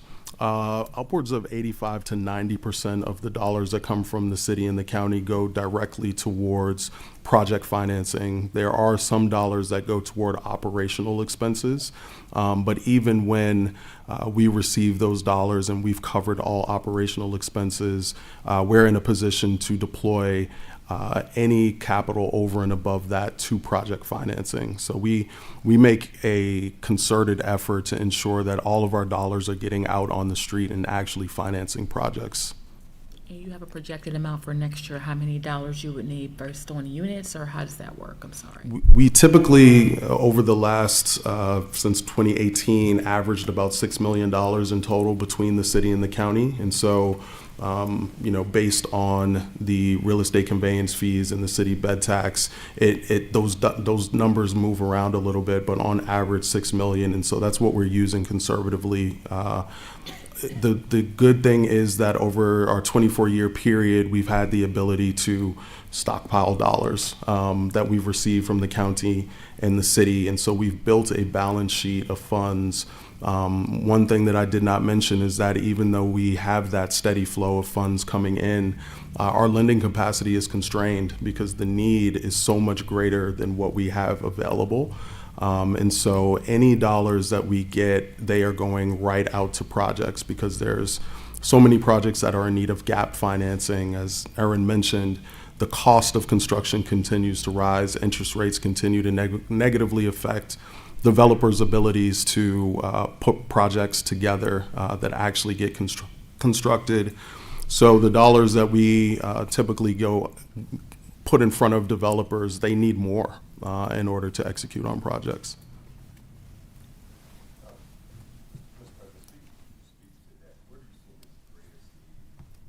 Strictly in gap financing for hard costs, is it pre-construction? I mean, costs for everything are seeming to go up, but when folks are coming to you, where are you seeing the biggest need and what's the trend that you're seeing out there?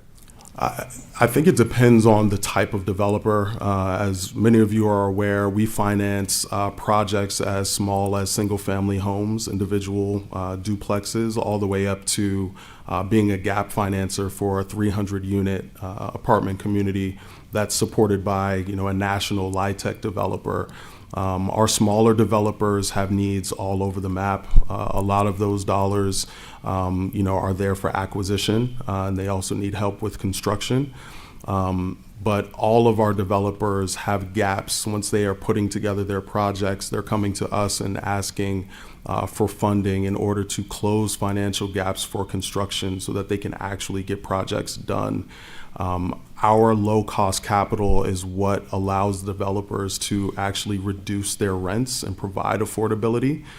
But for AHT and the financing that we provide them, many of the developers would not be able to provide affordable units at the level that they are providing them now. So it's a very crucial piece of capital in the capital stack for our developers in order to provide the affordability that we need. Average interest rate that you're talking? Across our portfolio, the average interest rate is 3.5%.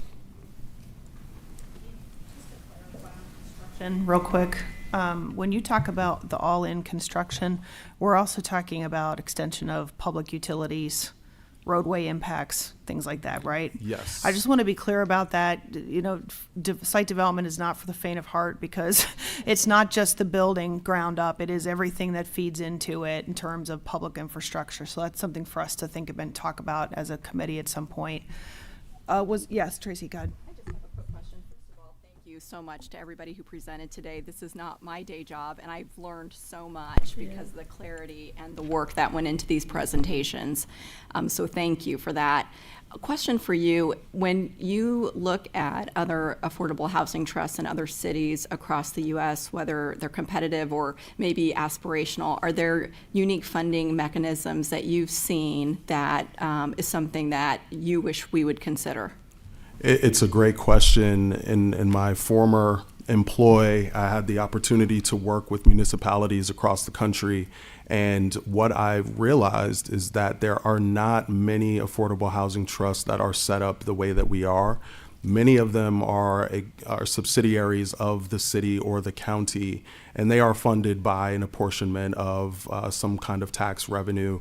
However, they are constrained because they just don't have the ability to be nimble. And there aren't as many housing trust funds across the country as you would imagine. Many of the municipalities that I worked with were trying to stand up housing trust funds in 2024 and 2025.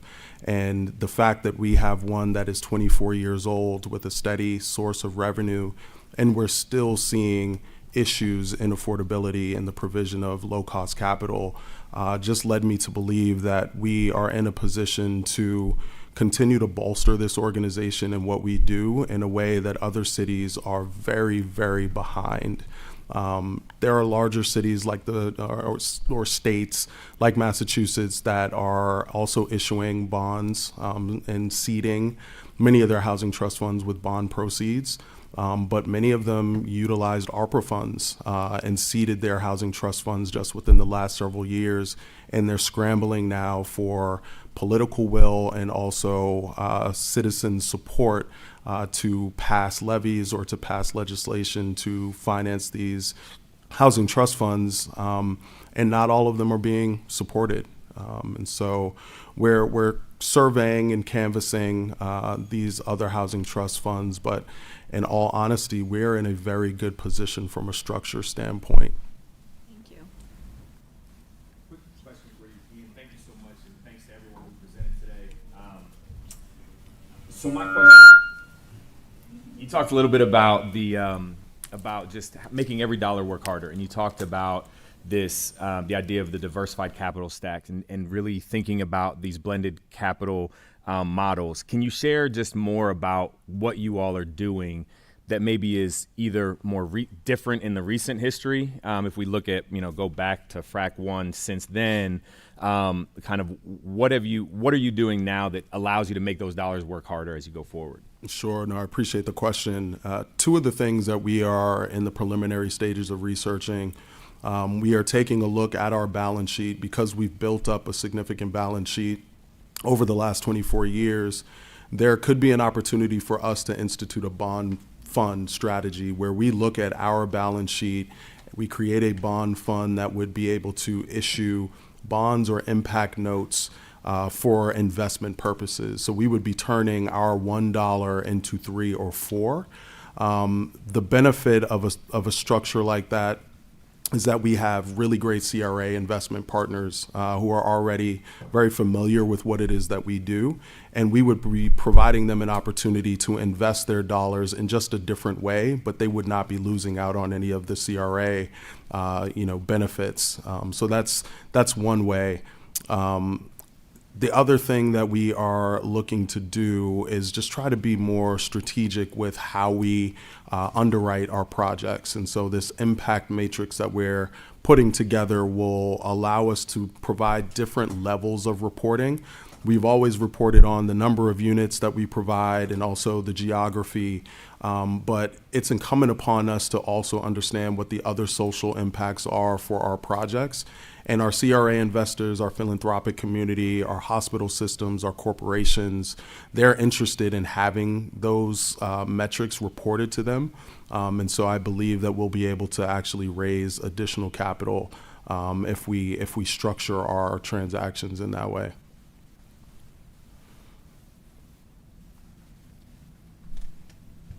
I think, oh, go ahead. Question for Ian, maybe for you or anyone for the group. First of all, just really appreciate everything that you're doing. Our policy has tried to make new construction more affordable, and I understand why we've focused there, but I'm wondering what would happen if we focused on providing anyone that needs housing as a rental or purchase assistance and funded the system that way. Mm-hmm. Letting new build end up maybe being more of a blend of market rate, but trying to make sure that everyone that needs housing can get it. And I'm wondering that's probably a pretty big shift in policy, but I'm wondering if you could help us think about how that would work. Sure. We're a supply side function. And so our dollars go to subsidize the developer. We do work with our partners like CMHA, like the Land Trust, like Homeport, who provide down payment assistance, who provide interest rate buy down for residents. Either way you slice it, there's going to need to be subsidy. And so currently subsidy happens on the development side and also at the residential side. I think as we see the cost of construction continue to go up, it is going to be difficult to provide the level of subsidy to individuals that would buy down their interest rate and buy down the cost of their home, because what we're going to see is developers developing and trying to sell their homes for very, very high dollar amounts. I saw a statistic the other day that stated the average cost of a home in our region in 2030 is going to be well over $500,000. And so if costs continue to go up that high, we have to figure out a way to ensure that we subsidize development through the developers that also allows us to keep those homes affordable for long periods of time. And that's one of the other aspects of the supply side, is ensuring that there are restrictive covenants on those projects through the developer that would not necessarily be the same through the resident. I guess my question, though, is by encumbering the developers with those requirements, would we actually build more and cause older stock to go down in price and make things more affordable in that way? And so I totally get what you're saying if all other things were equal, but I'm wondering if we'd have more units and therefore more supply. And I don't know the answer to this. It's a sincere question. Yeah, I honestly, I don't know the answer either. I do think that if we did allow or incentivize developers to put product out there that did not need subsidy and they could just build, so long as they're getting their return and they're getting the price for it, there could be developers that would increase the number of homes. It just seems like what we're trying to make affordable is actually the most expensive thing, which is new. And whether, if we helped everyone be able to afford something. And so I'm just an honest question. I'm not sure are you seeing any innovation in that space anywhere? We're not. We're really just seeing folks trying to understand how to subsidize. Where I am seeing some innovation is on the home ownership side, where our land trust is doing a really great job in shared equity. And so they're providing a healthy subsidy to developers, but they're making the developers whole. And so developers are building for whatever the cost is that they're building. They're getting a subsidy to cover the difference. And then those residents are moving into a home that the land is owned by the land trust, the improvements are owned by the individual, and they are able to share in the wealth appreciation. That model is something that we're trying to help scale through a home ownership fund. So I'll report back in several months and hopefully have some data for you. Administrator Wilson, did you have a question? Thank you. I hear a lot about pre-construction costs being an obstacle to the creation of the units, particularly for emerging investors in this area. What type of solutions are there where the public sector can do more there to remove that barrier for housing? And then my second part of that question is, with the $6 million that you spoke of from conveyance fee receipts and city and county support, where are we ultimately landing right now on the AMI scale for those projects that come to completion? Thank you for the question, Administrator Wilson.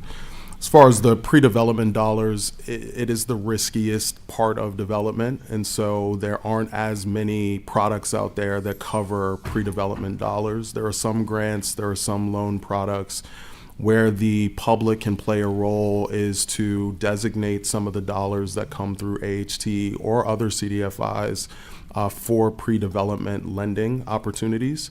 Many of our emerging developers don't have the balance sheet to go out and get a line of credit or are sitting on lots of money in order to acquire land. One of the other creative solutions there, however, in lieu of providing financial resources, we have a city land bank, we have a county land bank that owns land and also owns homes. The contribution of those parcels into a project can count as equity, and there's an opportunity there to reduce the pre-development costs pretty dramatically. And to Sandy's point, infrastructure, there's ways that the city and the county can provide dollars to reduce tap fees or take on some of the infrastructure costs so that emerging developers and larger developers can take those costs out of their pro formas and make those pro formas work much better. As far as the $6 million and the AMI scale, I think we actually do have a couple. Yeah, if we look at the breakout, it's been about half is 60% or less AMI, and about 35% between 61 and 80%. So 85% in total goes to 80% or lower AMI, and then the remainder is about 81 to 120%. Thank you. To that point, our goal is to push the deepest level of affordability as possible. Those are the deals that don't get done but for low-cost capital, and so HT has to be in the business and in the intentional business of funding projects that push the deepest level of affordability, and so we'll continue doing that. I really hate to cut us off because this is incredibly important, but I'm going to because we're just a few minutes past. First of all, to the committee, we do not have an additional session today, so my one ask would be if you have questions today or in the coming days that you think of, that you please provide them to myself and Marshall, and we will get those together and share those with our presenters today for additional information. And then secondly, to our audience members who have sat and listened to this, thank you for being here. It's important to see that we have community support for something so important.